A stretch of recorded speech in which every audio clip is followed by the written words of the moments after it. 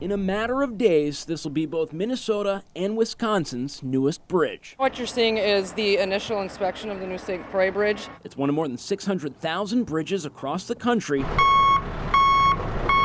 that's looked at much differently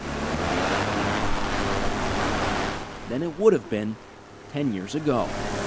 What is the number one thing that you want Minnesotans to know about the current bridge inspection process? We're definitely a lot more detailed. And that doesn't just go for bridge inspections.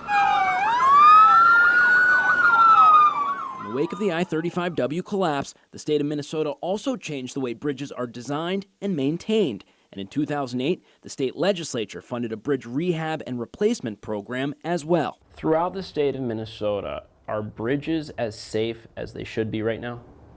Yes. But as MnDOT's state bridge engineer will tell you, that doesn't mean they'll be as safe as they should be for long. We have a wave of older bridges that are coming at us. The interstate was built about 50 years ago.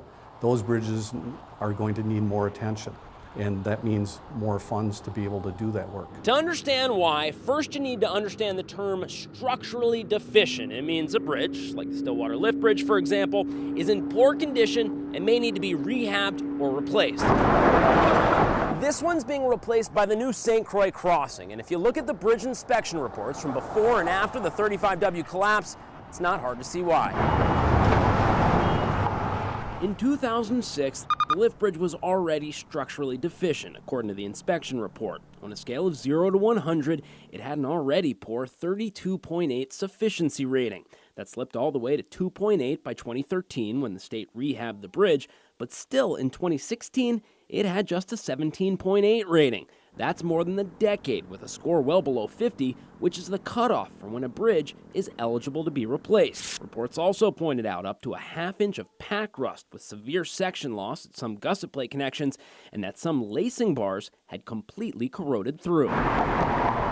So while the state has seen a significant reduction in structurally deficient bridges since the 35W collapse, many more will become structurally deficient over the next 10 or so years. If you do the math, we're going to need to replace about 75 bridges every year, and each bridge is worth about $1.5 million to $2 million.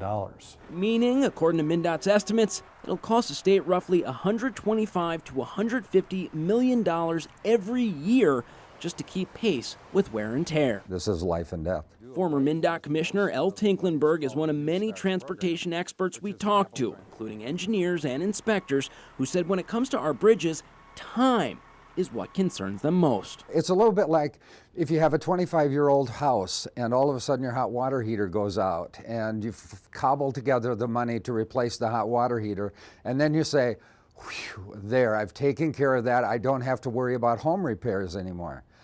Obviously, that's not the case. It sounds like you're telling me, yes, we have made strides since 2007, since the bridge collapse, but we haven't gone nearly far enough.